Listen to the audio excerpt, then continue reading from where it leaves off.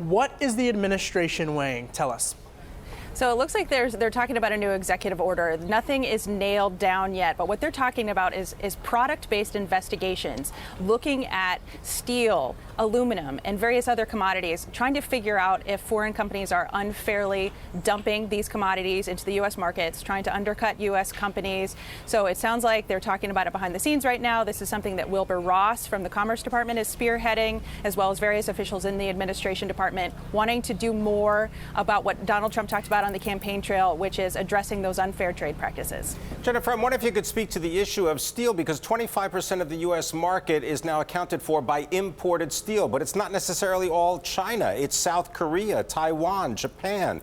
It's more than just having a conversation with Xi Jinping, the president of China. You got it. And as you know, there was not much of a breakthrough on trade when the president of China and Trump met at Mar-a-Lago. But what this would do, this would be investigations into those products, individually. They would look into the steel market. It would look into the aluminum market. But you're exactly right. Steel is a major focus, and it wouldn't just be looking at China. It would be looking at a whole ton of different countries, I'm told. It would be across the board. Jennifer, there was a letter actually the other week put forth by Senate Democrats who are pushing for this administration to do that.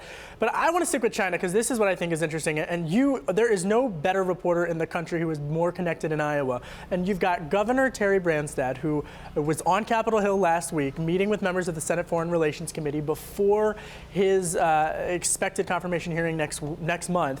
What role is he going to play in this relationship as people like Secretary Ross try to finagle behind the scenes all of this?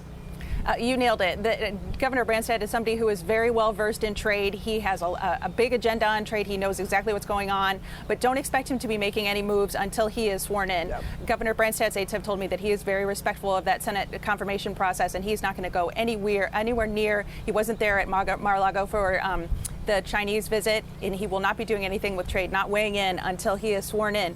But that will be a big topic of conversation with the Chinese when he is, officially named as the U.S. ambassador to China. Watch for that. Jennifer, it also has prompted a response from countries such as Germany, saying that they are going to retaliate and that the United States is breaking the rules of the World Trade Organization. Yeah, I've heard that.